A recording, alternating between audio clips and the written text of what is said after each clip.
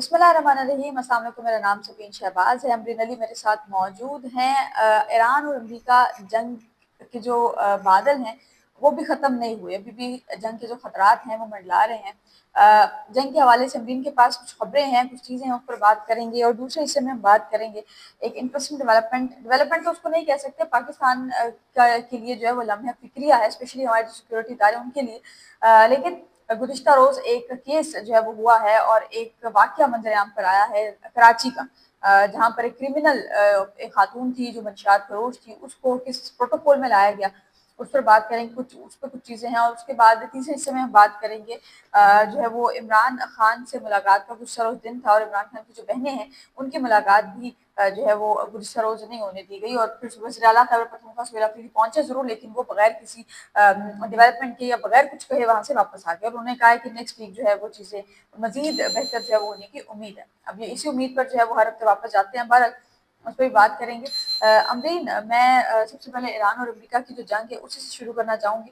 मुझे ये बताएं कि क्या समझती हैं, एक तो आपने स्टोरीज जो पढ़ी हैं थोड़ा सा उसका बता दें कि ये जो जंग के खतरात हैं ये क्यों खत्म नहीं हो रहे और कब तक ये जंग के खतरात जो है ये हमारे सर पर मंडलाते रहेंगे।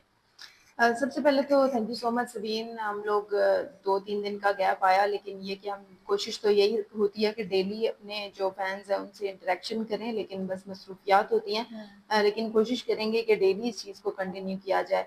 दूसरा, जो जंग के बादल हैं, सब लोगों को ये लग रहा था कि जी जंग जो है वो टल चुकी है और ईरान और अमेरिका के जो ताल्लुकात हैं अब वो मतलब स्ट्रॉन्ग या बेहतर जो भी कह लें वो हो गए हैं और अब इस तरह से कोई भी सिचुएशन नहीं होगी। और जिस तरह से पाकिस्तान में मुज़ाकरात की बात भी हो रही थी, तो मेरे ख्याल से कि बस अब जो मुज़ाकरात जिस तरह उन्होंने टेबल पे इकट्ठा होना था हो गए, अब दूसरा कोई चांस फिलहाल नजर नहीं आ रहा।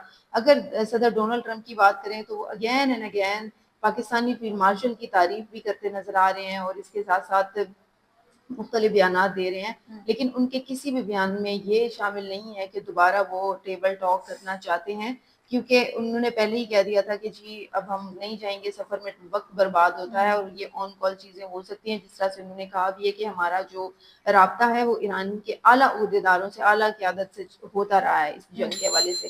तो ये जो केओस था ना कि जी जंग टल चुकी है, खित्ते में जंग के बादल अभी भी मंडला रहे हैं और हो सकता है सबीन कि आने वाले दिनों में 2-3 दिन कह लें, हफ्ता कह लें, इसमें वॉर जो है वो दोबारा छिड़ सकती है, क्योंकि जो सिचुएशन है वो बहुत कशीदा है। अब तक ईरान को अगर जोहरी हथियारों वाले मामले पर कर लेना चाहिए, कॉम्प्रोमाइज करना होता तो वो कर लेता, वो कॉन्टेक्ट कर लेता। लेकिन अब सुबह डोनाल्ड ट्रंप का एक बयान आया, उसमें उन्होंने कहा है कि जी ईरान जो है वो, उन्हें यकीन है कि ईरान जोहरी हथियारों वाली बात से हट जाएगा पीछे।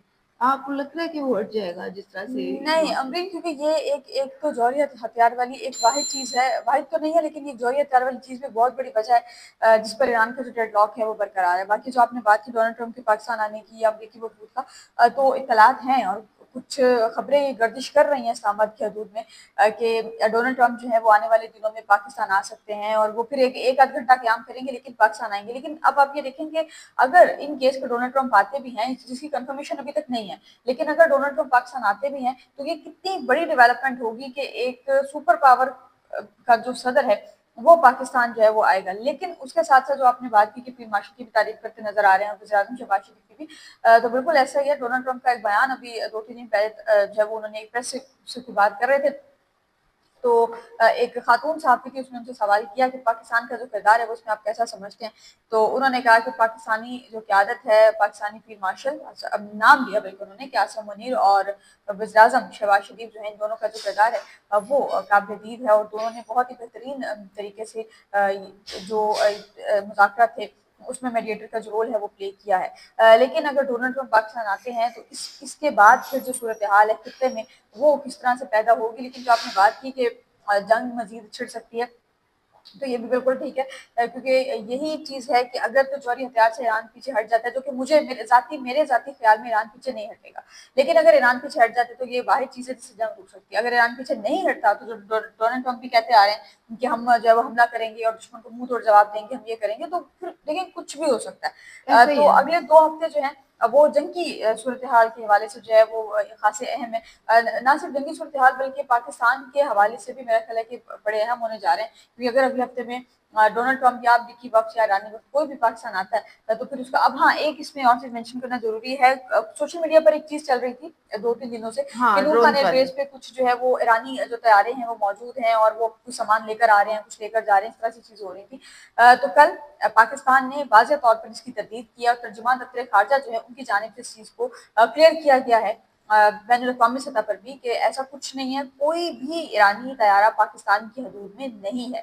अगर कोई फिजाई हदूद इस्तेमाल कर रहा है तो वो हम उसकी गारंटी नहीं लेते या उसका हम कुछ कह नहीं सकते, लेकिन जो फिजाई हदूद के अलावा जो कहा जा रहा है कि नूर खान एयरबेस, अब ये नूर खान एयरबेस व्यूवर्स के लिए क्लियर करना जरूरी है, ये वो एयरबेस है जहाँ पर जो जितने भी वफूद आते हैं, कोई भी हाई लेवल के डेलीगेशन आते हैं तो वो तमाम जो है वो उसी नूर खान एयरबेस पर जो वो लैंड करते हैं, वहीं से फिर आगे जो है वो अगर अभी आना होता है। इवन के जो टॉक्स हो रही थी इसमें जितने जी डेलीगेशन जी आ रहे थे वो नूर खान एयरबेस से लैंड करते थे और वहां पे प्रोटोकॉल में आगे उन्हें ले प्रोटोकॉल से जाया हाँ जाता था। नूर तो खान एयरबेस ये से आते हैं। पाकिस्तान ने इस चीज की तरदीद करी है। दूसरा ये कि ये जो हथियारों वाला मामला है, ट्रम्प को जो यकीन है कि ईरान अपने जोहरी हथियारों वाले मामले से पीछे हट जाएगा, तो अगर ईरान ने पीछे हटना होता तो फिर मामलात यहाँ तक आते ही नहीं, फिर टेबल तक भी नहीं आने थे बात, और फिर वो कह सकते थे कि जी हम सरेंडर करें। लेकिन अब जितनी बात आगे निकल गई है तो मेरा नहीं ख्याल कि अब ईरान बैक ऑफ करेगा। 2-3 दिन में हालात बहुत ज्यादा जी जी कशीदा होने कशीदा वाले हो हैं, सकते हैं। और खत्े में जो है वो अगर देखें तो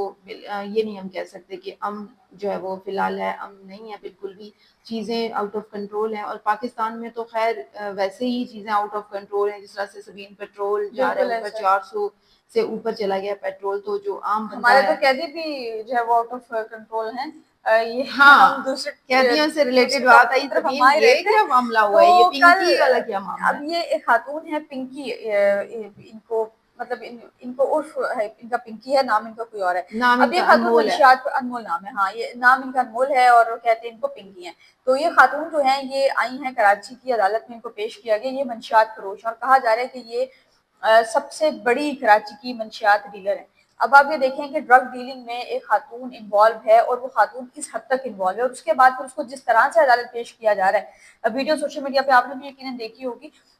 उस खातून को जिस तरह से अदालत में पेश किया गया है, कोई हथकड़ी उसको नहीं है, और जो उसके बाद उसकी ड्रेसिंग है, अब वो ड्रेसिंग है तो कि अमूमन खवातीन जो है वो जो नाइट उसकी बॉडी लैंग्वेज बॉडी है लैंग्वेज है। सबीन, वो अब वो मतलब उसने मास्क लगाया हुआ है हाथ में, और वो मतलब आ ऐसे रही है जैसे बहुत बड़ा किला फतेह करके आ रही है। मुझे तो कल ऐसा उसको देख के लगा जैसे कोई बॉलीवुड की फिल्म नहीं चल रही होती। मुझे लगा कि ऐसे कोई। हाँ, अच्छा, और उसके बाद फिर उसकी आज एक ऑडियो आई है, और ऑडियो में वो कह रही है कि जी मुझे जो रिटायर अफसर हैं वो मुझे कॉल करके कहते हैं कि जी हमने आपको पकड़ना था, हम आपको पकड़ नहीं सके, और हमें जो है वो इनाम भी रखा गया था, फिर ये भी किया गया था, तो मुझे कोई पकड़ नहीं सकता। तो आप अब अमरीन अब अंदाजा ये कीजिए कि हम उस पाकिस्तान में रहते हैं कि जहाँ पर अगर आप एक गलत खबर दे दें, आप अगर गलती से एक ट्वीट किसी के खिलाफ कर दें तो उस पर आपकी पेशी भी हो जाती है, आप ऐसा घर ही से उठाए है। जाते हैं। लेकिन एक मंशात फरोश, एक ड्रग डीलर जो है वो ना घर से तो उठाना दूर की बात है, उसको कोई हाथ भी नहीं लगा सकता। और जो उसकी जो ऑडियो आज सुबह से गर्दिश कर रही है, उस ऑडियो में जो उसकी लैंग्वेज है, अगर आप वो लैंग्वेज सुने तो एक फिरौनी तो उसके लहजे से जो है ना वो लटक रही है। हालांकि आपको तो पता है कि हमारे जो कानून है, हमारे कानून में मंशियात की सख्त से सख्त सजाएं स, हैं, लेकिन और उस खातून के लिए उसमें कोई सजा नहीं है। वो जो है वो सबसे बड़ी ड्रग डीलर है। और वो कल मैं एक खबर पढ़ी थी कि वो खुद कोकेन बनाती है, यानी हाँ मतलब हाँ, एक तो वो सिर्फ सेलर नहीं है, वो मेकर भी है। मेकर भी है तो हाँ। वो बना भी रही है, तो इसकी बहुत बड़ा ऑफेंस है। और इस पर आपको पता है कि एक चाइना में अगर देखें, चाइना में भी ये कानून मंशियात का जो है ना उस पर सजाए मौत है। हम्म, ठीक है, तो पाकिस्तान में भी हर मुल्क में मंशियात के खिलाफ जो सजाएं हैं वो सजाए मौत बड़े से बड़ा जो डिपेंड करता है ना कि ऑफेंस की मकदार या ऑफेंस किस लेवल का है। हाँ तो उसमें फिर ये होता है कि सजाए मौत इसमें बनती है, लेकिन उसको नहीं होगी। और वो सरेआम उसने ये भी कहा था कि रोक सको तो रोक लो, हमने पूरे कराची में अंधेर डाला हुआ है। वो हाँ सरेआम इस तरह हाँ, के वो स्टेटमेंट्स दे सरेआम रही है। वो कह स्टेटमेंट्स रही भी है कि दे रही है। कितनी दफा गिरफ्तार कर लिया, यानी कि उसके कहने का मतलब था कि ऐसा क्या तुम लोग मेरा बिगाड़ लोगे।